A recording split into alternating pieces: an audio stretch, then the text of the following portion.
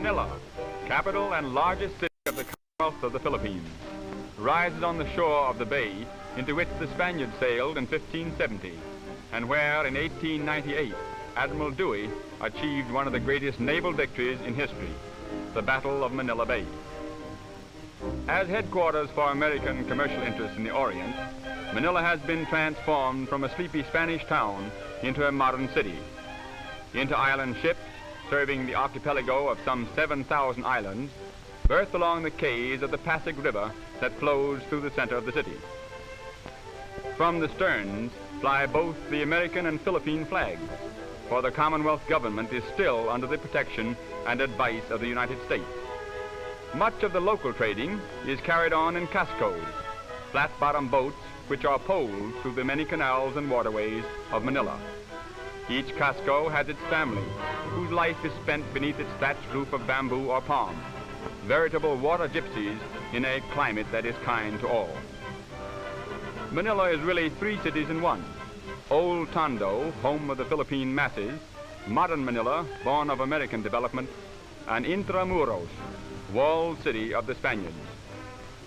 The last, built on the south shore at the mouth of the Pasig River, is surrounded by 2.5 miles of walls, which, begun in 1590, were for centuries bulwarks against invasion.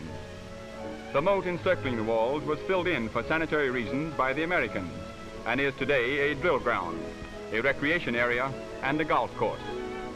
The walls and bastions are excellently preserved, and have withstood even earthquakes which at times laid ruin to the old city.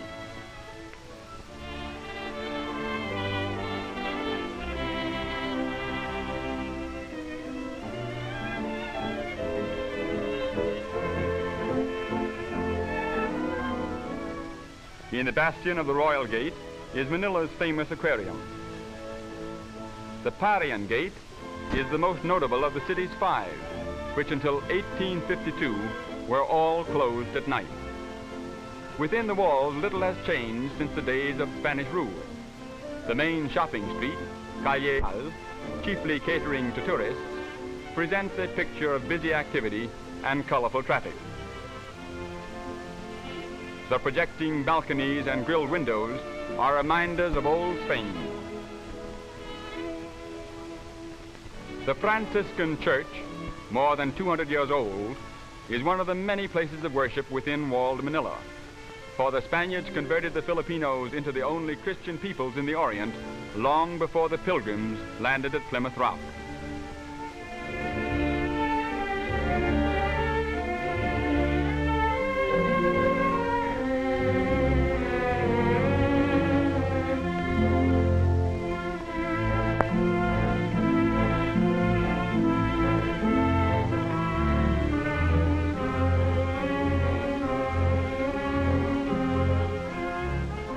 A bodice with huge sleeves of cloth made from pineapple plants and a long skirt, the train of which is tucked into the front of the belt, is the typical dress of Filipino women. Facing quiet McKinley Square is the cathedral, built in Byzantine style a little more than 60 years ago as a successor to other cathedrals destroyed by earthquake. On the north shore of the Pasig River is Tondo, the oldest and most densely populated quarter. Here the masses live, and here also is the modern business area of the city. In this section are the greatest contrasts: fine skyscraper office buildings and banks among crumbling thick-wall ancient structures, broad straight streets and narrow crooked ones, canals teeming with boat activity, and paved streets with modern traffic. Traffic in all parts of Tondo is heavy and difficult to control, with swiftly moving autos abreast caramatas, the two-wheeled native conveyances drawn by active Philippine ponies.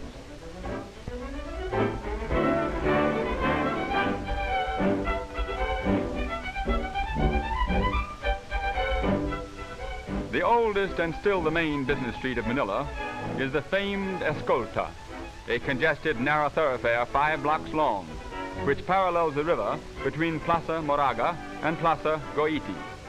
On it face most of the fine shops and department stores of the city.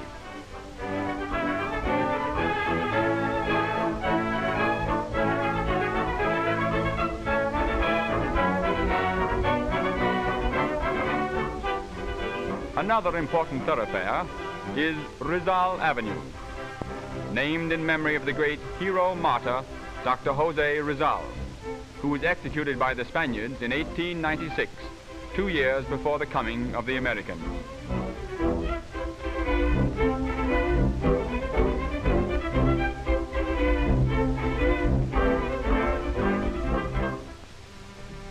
There are many arcaded sidewalks in Manila, for although sunstroke is unknown, it is more pleasant and cooler to keep in the shade during the heat of the day. Each section of the city has its market, where practically everything used by the Filipinos can be purchased. In the Yangko market, a bazaar devoted exclusively to Philippine products, almost any locally made article can be secured.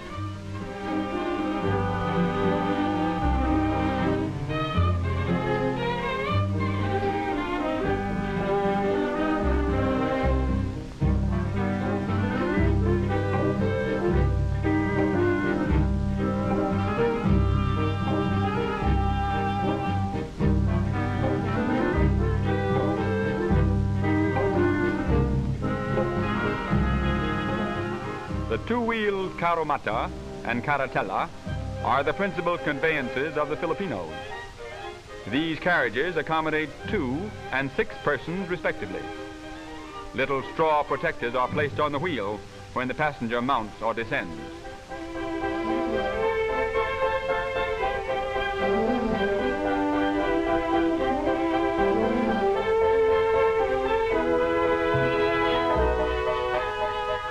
The Philippine beast of burden is the carabao.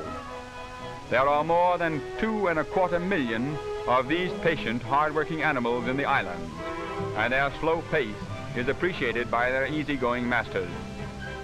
In addition to modern motor transportation, the horse-drawn bus still holds an important place.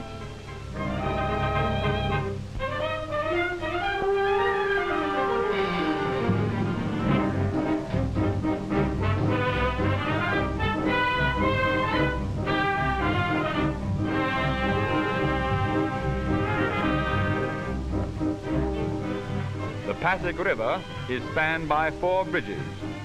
Jones Bridge, surmounted by Filipino figures, is the newest. The graceful arch stands on the site of the old Bridge of Spain.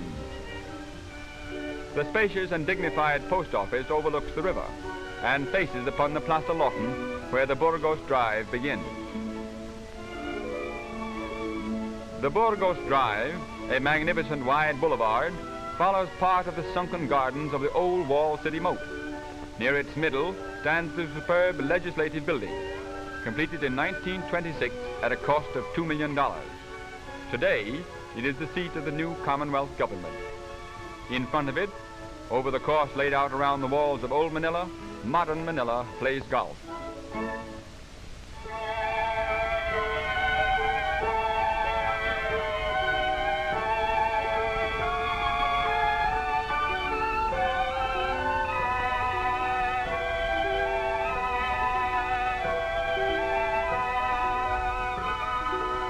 A residential section where many beautiful homes and the best hotels are situated is Ermita. The famous Manila Hotel overlooking the bay is one of the finest air-conditioned hotels in the tropics.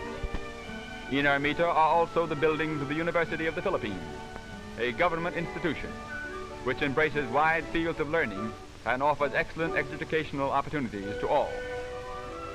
Contrasting greatly with the narrow, irregular dirt streets of Spain's Manila are the wide, well-paved avenues and boulevards of the American city.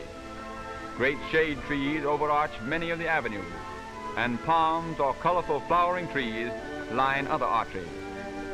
Dewey Boulevard, the pride of Manila, is built upon reclaimed land along the shores of the bay, an ideal location for the many residences of which the city boasts.